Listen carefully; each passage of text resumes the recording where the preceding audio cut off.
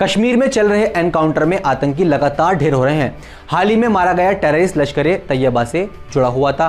करीब करीब सबका ही कनेक्शन पाकिस्तान के किसी आतंकी गुट से दिखाई देता है। दहशतगर्दों के पास मॉडर्न हथियार भी हैं और पक्की ट्रेनिंग भी।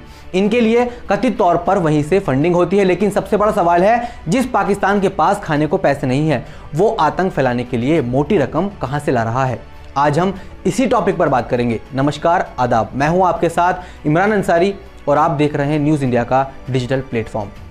साल 2022 में भारी इंतजाम के बाद पाकिस्तान को फाइनेंशियल एक्शन टास्क फोर्स ने ग्रे लिस्ट से हटाया था।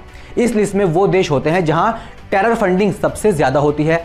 आतंकियों पर कार्रवाई ना करने पर देश ब्लैक लिस्ट में चला जाता है, जिसके बाद कोई भी इंटरनेशनल संस्था उस देश को लोन नहीं देती। ग्रे लिस्ट में आने के बाद से कोई भी देश पाकिस्तान को पैसे देने से डर रहा था।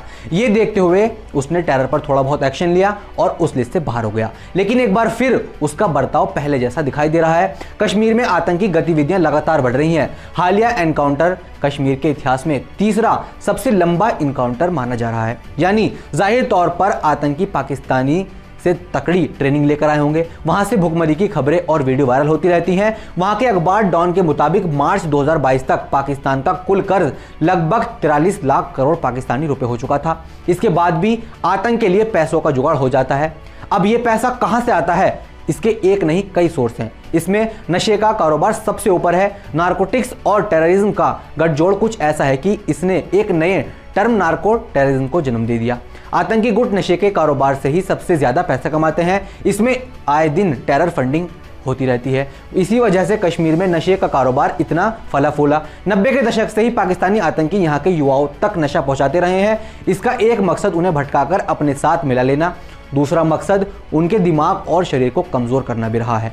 तो वहीं फिरौती, नकली करेंसी का कारोबार जैसे कामों से भी पैसे आते हैं। कश्मीर में कई बार नकली नोटों की खेपे पकड़ी जा चुकी। यही नहीं, इसमें कुछ हिस्सा कथित चैरिटी का भी है। धर्म के लिए चैरिटी के नाम पर चरमपंथी गुट अमीरों से पैसों की वसूली करते हैं। कराची में ऐसी कई संस्थाएं हैं जो जिहाद फंड के नाम पर पैसे मांगती हैं। आमतौर पर आतंकी संगठन अपना उद्देश्य इस्लाम की रक्षा और दुनिया में इस्लाम के विस्तार को बताते हैं। बताया जाता है कि पाकिस्तान सिर्फ कश्मीर में आतंकी गतिविधियों पर सालाना 25 करोड़ रुपए से ज्यादा खर्च करता है। यह पैसा एक गुट को नहीं बल्कि कई अलग अलग चरमपंथी संगठनों में बांटा जाता है। इसका जिम्मा पहले से तय होता है कि कितने पैसे किस काम पर खर्च होने हैं। इसमें कश्मीर में रह रहे लोगों का मन बदलने से लेकर उन्हें उकसाकर आतंक का हिस्सा बनाने तक का टास्क होता है। इसके बाद ट्रेनिंग दी जाती है और हथियार मुहैया कराए जाते हैं। इन सब कामों पर पाकिस्तान भारी खर्च करता है। अब सवाल यह है कि क्या पाकिस्तान की सरकार भी फंडिंग करती है? वैसे आतंकवाद सीधे सीधे स्टेट स्पॉन्सर्ड नहीं है। ये इस्लामिक ISI से पैसे लेते हैं। सरकार पर आरोप है कि वो सब कुछ जानते हुए भी नजरअंदाज करती है। अब जानते हैं पाकिस्तान में कौन कौन से आतंकी समूह काम कर रहे हैं। यहाँ लश्कर तैयबा, लश्कर ओमर, जैश मोहम्मद, हरकतुल मुजाहिदीन, सिपाही साहिबा, हिजबुल मुजाहिदीन, जुद्दला, इस्लामिक स्टेट, खुरासान प्रोविंस जैसे गुट हैं। इनके अलावा कई विदेशी टेरर ग्रुप भी यहाँ डेरा डाले हुए हैं, जिनका संबंध इस्लामिक चरमपंथ से है।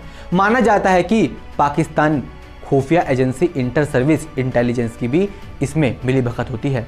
वो भी आतंकियों को ट्रेनिंग देने का काम करती है। ऐसे ही और वीडियोस देखने के लिए हमारे YouTube, Facebook और Instagram पेज को फॉलो कीजिए।